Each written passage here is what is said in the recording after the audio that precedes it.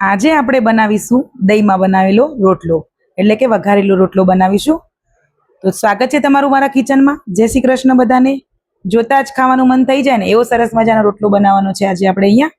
જો તમારો રોટલો બપોરે બચી ગયો હોય અથવા તો રાતે બનાવ્યો હોય તો રાતે બચી ગયા હોય તો મસ્ત મજાનો આ રીતનો બનાવીને રોટલો તમે તૈયાર કરી શકો છો।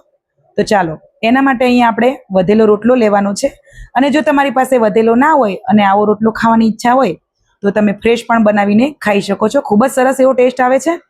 પણ મારી પાસે અહીંયા વધેલો રોટલો હતો તો એને આવી રીતે મીડિયમ સાઈઝના ટુકડા કરી લેવાના છે આ રીતે। તો જુઓ હવે આપણે એને વઘારીશું।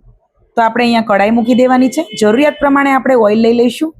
ઓઇલ ગરમ થાય પછી આપણે એમાં રાઈ એડ કરીશું। થોડુંક આપણે જીરું એડ કરવાનું છે। થોડીક આપણે હિંગ એડ કરીશું। અહીંયા આપણે આદુ અને લસણ મરચાં એની પેસ્ટ એડ કરવાની છે। તમને લસણ ના ખાતા હોય તો તમે અહીંયા સ્કીપ પણ કરી શકો છો, પણ મેં અહીંયા આદુ મરચાં અને લસણ ત્રણેય એડ કર્યું છે। 1 થી 2 મિનિટ થાય પછી આપણે અહીંયા ડુંગળી એડ કરી દેવાની છે। 2 મીડિયમ સાઇઝની ડુંગળી લીધી હતી અને 2 મીડિયમ સાઇઝના આપણે અહીંયા ટમેટા લીધા છે, ઝીણા ઝીણા કટ કરી લીધા છે। તમારે ચોપ કરવા હોય એકદમ તો પણ તમે ચોપરમાં કરી શકો છો।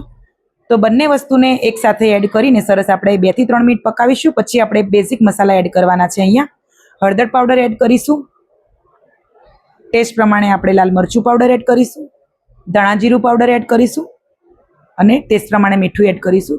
મીઠું એડ કરતા ધ્યાન રાખજો, કેમ કે આપણે રોટલામાં પણ એડ કર્યું હોય છે, તો એનું ખાસ ધ્યાન રાખજો।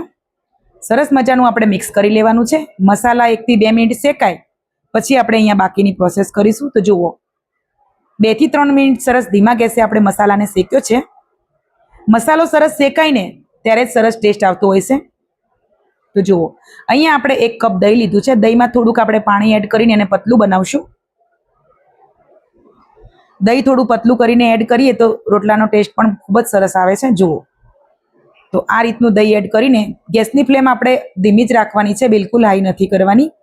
તો સરસ આપણે ધીમા ગેસે દહીંને મસાલા સાથે મિક્સ કરવાનું છે, અને જ્યારે ઉભરો આવે ઉકળવા માંડે પછી આપણે એમાં રોટલો એડ કરવાનો છે। તો તમે જુઓ સરસ મજાનો દહીંમાં અહીંયા ઉભરો આવી ગયો છે। તો અહીંયા આપણે જે કટ કરેલો રોટલો હતો એ પણ એડ કરી દઈશું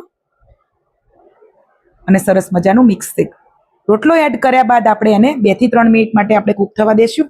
અહીંયા આપણે એન્ડમાં ગરમ મસાલો એડ કરીશું અને એને 2 થી 3 મિનિટ સુધી ધીમા ગેસે આપણે એને કૂક થવા દઈશું। તો અહીંયા આપણે લીલા ધાણા એડ કરીશું। ઓપ્શનલ છે, હોય તો કરજો, પણ ટેસ્ટ ખૂબ જ આવે છે અને હેલ્થ માટે પણ ખૂબ સારા છે। તો સરસ મજાનું આપણે મિક્સ કરી દઈશું અને ગેસની ફ્લેમ અહીંયા બંધ કરી દઈશું। તો જુઓ સરસ મજાનો ગરમ high protein, calcium, fibre, iron ભરપૂર માત્રામાં રોટલામાં હોય છે। અનેક પ્રકારના ફાયદા છે રોટલો ખાવાના। તો તમને એકલો રોટલો ના ભાવતો હોય તો તમે આ રીતે વઘારીને પણ ખાઈ શકો છો। વિડીયો પસંદ આવ્યો હોય તો વિડીયોને લાઈક કરજો, ચેનલને સબસ્ક્રાઈબ કરજો અને શેર પણ કરી દેજો। મળીશું નેક્સ્ટ વિડીયોમાં। જય શ્રી કૃષ્ણ બધાને।